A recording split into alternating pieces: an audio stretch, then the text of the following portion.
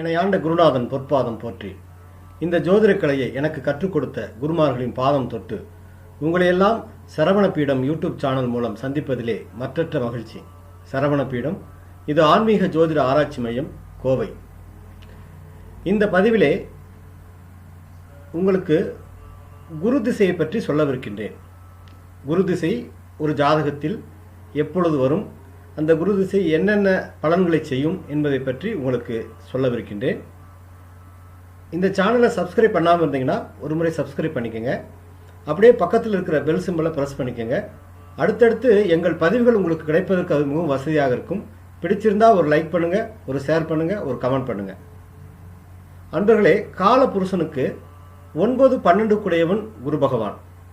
9ஆம் இடம் பாக்கியஸ்தானம், 12ஆம் இடம் அது விரயஸ்தானம், அயன போகஸ்தானம்,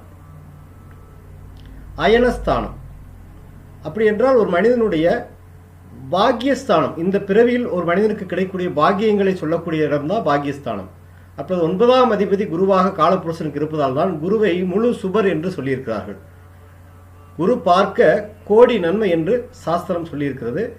எனவே குரு நவ கிரகங்களில் முழு சுப கிரகம் அவர்தான். அதே போல் அயன சயனஸ்தானம், அதாவது ஒரு மனிதனுக்கு படுக்கை அறை சுகம், வாழ்க்கையில் நிம்மதி, இதெல்லாமே குரு பகவானுடைய அனுகிரகத்தால் மட்டுமே கிடைக்கும். அப்படி 9, 12 கூடிய குரு பகவான் காலபுருஷனுக்கு அதிபதியாகி ஒவ்வொரு ஜாதகத்திற்கும் ஒவ்வொரு விதமான பலன்களை செய்கிறார். அப்படி என்றால் குரு திசை ஒரு மனிதனுக்கு கோச்சார ரீதியாக வரும் காலங்கள் இருக்கிறது, திசா புத்திகள் என்று சொல்லக்கூடிய காலங்கள் இருக்கிறது. கோச்சார ரீதியாக குரு திசை ஒரு மனிதனுக்கு ஒவ்வொரு வருடமும் குரு பயிற்சி, வருடம் ஒரு முறை குரு ஒரு வருடம் ஒரு ராசியில் இருந்து பலனை செய்வார். உதாரணமாக இப்போ மேச ராசியில் ஒருவர் பிறந்திருக்கிறார் என்றால் மேச ராசியில் குரு இருக்கும்போது ஜென்ம குருவாக அவருக்கு அந்த குரு பலனை கொடுப்பார். அதே போல் ஒவ்வொரு வருடமும் ரிஷபராசி, மிதுன ராசி, கடகராசி என்று குரு பயிற்சி காலங்களில் வருடம் ஒரு முறை பயிற்சி ஆகிட்டே வர்றாரு. அதை தான் நம்ம குரு பயிற்சின்னு சொல்கிறோம். இந்த குரு கோச்சாரங்களில் ராசியில் நின்ற காலமும், ஜென்ம குரு என்று சொல்லக்கூடிய ராசியில் நிற்கும் போதும், 3ஆம் இடம் என்று சொல்லக்கூடிய மறைவு ஸ்தானத்திலும், அதே போல் அஷ்டமஸ்தானம் என்று சொல்லக்கூடிய 8ஆம் இடத்தில் அஷ்டம குருவாகவும், இந்த குரு வாழ்க்கையில் 10ஆம் வீட்டில் வந்து ஒரு தொழில் ஸ்தானத்துக்கு வரும்போது 10இல் குரு பதவி நாசம் என்று தொழிலில் சில இடைஞ்சலையும் கொடுக்கக்கூடிய குருவாக கோச்சாரத்தில் குரு பகவான் வந்து, கோச்சார குரு வந்து ஒரு ஜாதகத்தில் 1, 3, 8, 10, 12 இந்த மாதிரி இடங்களில் குரு பகவான் வரும் காலம் கோச்சாரம் பெரிய நன்மைகளை செய்யாது என்று சாஸ்திரம் சொல்லியிருக்கிறது. அப்படி என்றால் குரு பகவான் வந்து வருடம் ஒரு முறை இந்த கோச்சாரங்களில் மாறும்போது வரக்கூடிய பலன்களை வைத்துதான் குருபலம் என்று சொல்கிறார்கள்.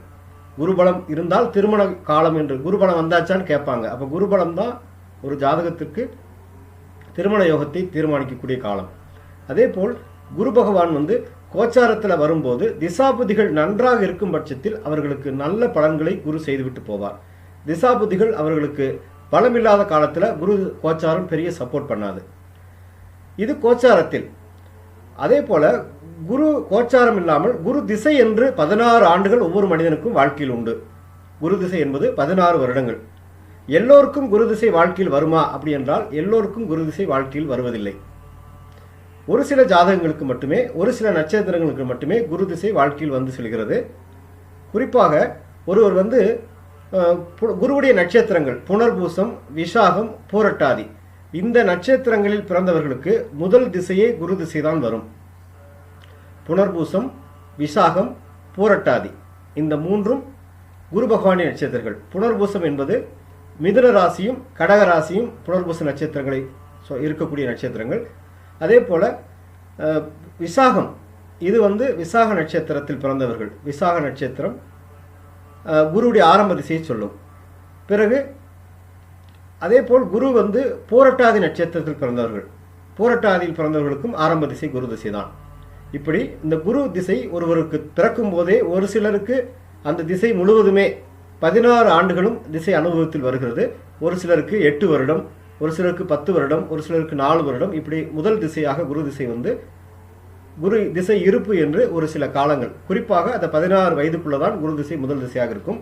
இந்த 3 நட்சத்திரத்தில் பிறந்தவர்களுக்கு புனர்பூசம், விசாகம், பூரட்டாதி அப்போ அவர்கள் இளமையிலேயே குரு திசை அனுபவிச்சிடுறாங்க. அந்த குரு திசையுடைய பலன்கள் இளமையிலேயே அவர்களுக்கு, அந்த குரு அவர்களுக்கு நல்ல பலனை செய்யக்கூடிய கிரகமாக இருந்தால் இளமையிலேயே அவர்களுக்கு அந்த குரு திசை வந்தவுடனே அந்த குடும்பத்திற்கு நல்ல பொருளாதார முன்னேற்றம், நல்ல வளர்ச்சி, வாழ்க்கையில் நல்ல ஒரு சிறப்புகள் எல்லாம் குரு கொடுத்து விட்டு போவார்.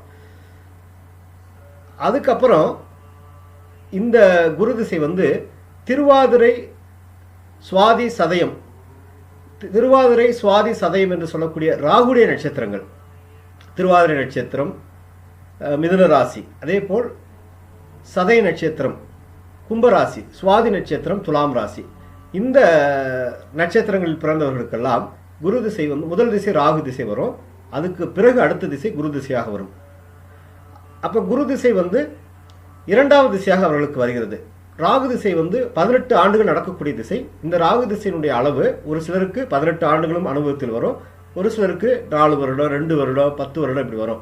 மொத்தத்தில் முதல் திசை ராகு திசை குறிப்பாக ஒரு ஆவரேஜாக 10 வருடம் என்று வைத்தால், அதற்கு பிறகு 10 வயதுக்கு பிறகு 26 வயது வரைக்கும் குரு திசை தான் அவருக்கு நடக்க போகுது.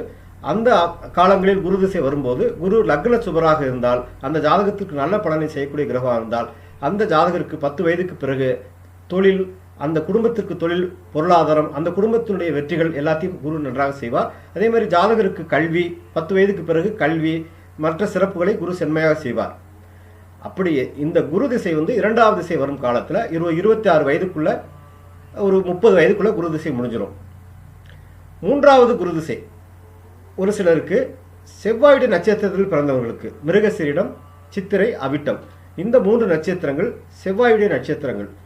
இந்த 3 நட்சத்திரத்தில் பிறப்பவர்களுக்கெல்லாம் முதல் திசை செவ்வாய் திசையாக வரும். பிறகு இரண்டாவது திசை ராகு திசையாக வரும். மூன்றாவது திசை குரு திசையாக வரும். முதல் திசை செவ்வாய் திசை 7 ஆண்டுகள் திசை. 7 ஆண்டுகள் ஒரு சிலருக்கு நடப்பில் இருக்கும், ஒரு சிலருக்கு 5 வருஷம் 2 வருஷம் அப்படி இருக்கும். உதாரணமாக ஒரு 5 வருடம் முதல் திசை என்று வைத்துக் கொள்வோம். இரண்டாவது திசை ராகு திசை என்பது 18 வருடங்கள் ராகு திசை. இப்போ 23 வயதில் அவர்களுக்கு ராகு திசை முடிஞ்சு ஒரு 25 வயதில் 23 வயதில் குரு திசை தொடங்கும். அந்த குரு திசை அது சரியான வயதில் அந்த ஜாதகருக்கு வருகிறது. திருமணம், தொழில், பொருளாதார சிறப்புகள் இதெல்லாம் அடையக்கூடிய திசையாக அந்த திசை வரும். இப்போ குரு நல்ல ஒரு அமைப்பில் இருந்து, நல்ல ஒரு லக்ன சுபராக இருந்து, யோகாதிபதியாக இருந்து திசை நடக்கும்போது 25 வயதுக்கு பிறகு அவருக்கு குரு திசை மிகப்பெரிய வெற்றிகளை கொடுத்து செல்லும். 16 ஆண்டுகளும் நல்ல ஒரு யோகத்தை செய்யும். அதே குரு அவர்களுக்கு பாவியாக இருந்து, லக்னத்துக்கு ஒரு எதிர்மறை கிரகமாக இருந்து பலனை கொடுக்கும்போது அந்த 25 வயதுக்கு பிறகு மிகப்பெரிய பொருளாதார பிரச்சனைகளை அவர்கள் அடைய செய்கிறது. குரு என்றாலே பணம், குரு தான் தனக்காரகன். அப்போ குரு திசை தனத்தை கொடுக்கக்கூடிய திசையாக நின்று செயல்படும். அதே போல் ஒவ்வொரு பாவத்திற்கும் குரு அதிபதியாக, லக்னத்துக்கு எத்தனாவது பாவத்திற்கு அதிபதியாக வருகிறாரோ அதை சார்ந்த பலனையும் சேர்த்து செய்துவிட்டு போவார். அடுத்து குரு திசை 4வது திசையாக சந்திரனுடைய நட்சத்திரத்தில் பிறந்தவர்களுக்கெல்லாம் ரோகிணி, அஸ்தம், திருவோணம், இந்த 3 நட்சத்திரங்கள் சந்திர பகவானுக்குரிய நட்சத்திரங்கள். இதில் பிறக்கிறவர்களுக்கு முதல் திசை என்பது சந்திர திசையாக வரும். சந்திர திசை 10 ஆண்டுகள் நடக்கக்கூடிய திசை. ஒரு 10 வருடம் தோராயமாக திசை, 7 வருஷம் 8 வருஷம் கூட வச்சுக்கலாம். இந்த முதல் திசை முடிந்து இரண்டாவது திசை அவர்களுக்கு செவ்வாய் திசை 7 வருடம். 17வது வயதில் பிறகு ராகு திசை 18 வருஷம். இப்போ 17 வயதுக்கு பிறகு 35 வயது வரைக்கும் ராகு திசை இருக்கும். அதற்கு பிறகு குரு திசை அவர்களுக்கு வரும். 35 வயதுக்கு பிறகு 16 ஆண்டுகள் குரு திசை. 51 வயது வரைக்கும் அந்த குரு திசை அவர்களுக்கு இருந்து நல்ல ஒரு காலத்தில், அதாவது வாழ்க்கையில் ஒரு மனிதன் சம்பாதிக்கக்கூடிய காலம், பொருளாதாரத்தை தேடி ஓடக்கூடிய காலம் குரு திசை அந்த ஜாதகருக்கு வரும். அதாவது சந்திரனுடைய ஆதிக்கத்தில் பிறந்தவர்களுக்கெல்லாம் அந்த திசை ஒரு 35 வயதுக்கு பிறகு வரக்கூடிய திசையாக இருக்கும். மிகப்பெரிய ஒரு நல்ல காலத்தை அந்த குரு நல்ல பாவத்தில் இருந்தால், அந்த ஜாதகத்திற்கு லக்னத்திற்கு நன்மை செய்யக்கூடிய குருவாக இருந்தால் பெரிய சிறப்புகளை செய்துவிட்டு செல்வார்.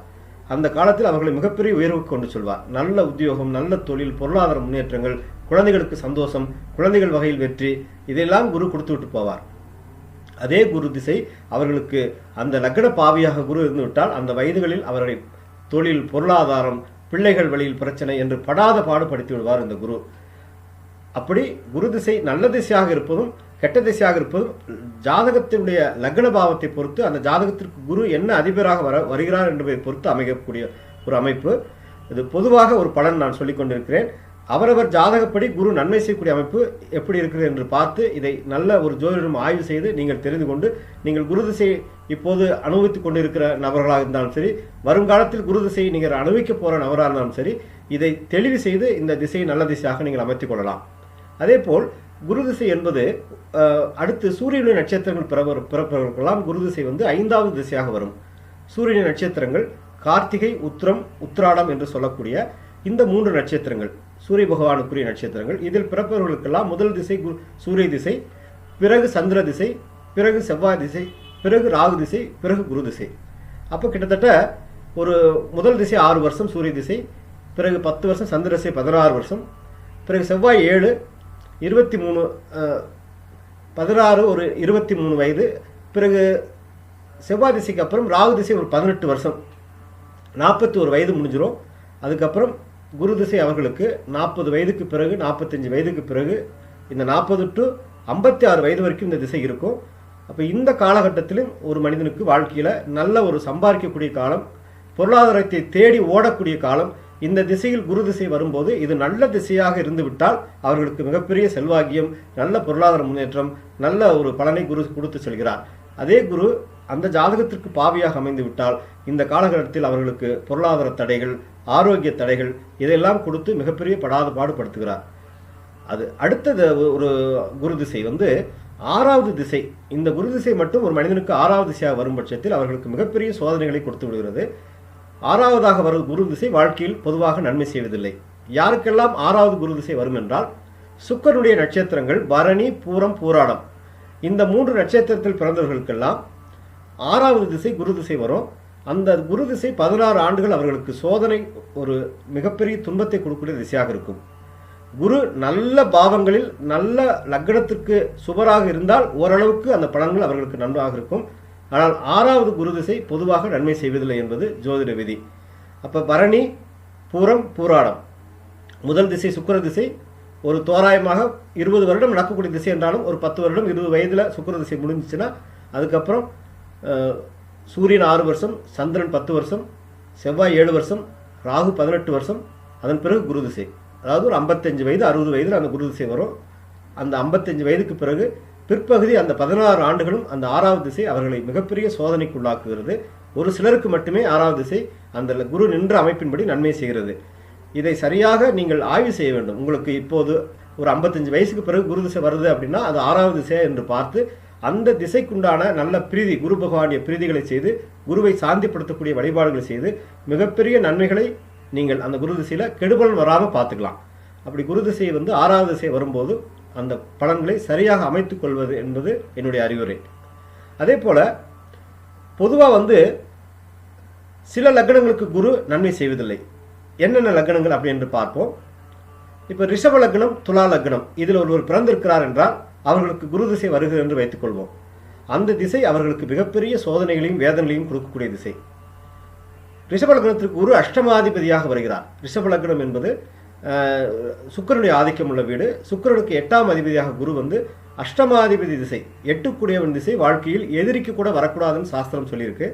அப்போ அந்த 16 ஆண்டுகள் அஷ்டமாதிபதியாக குரு வந்து மிகப்பெரிய துன்பத்தை செய்கிறார்.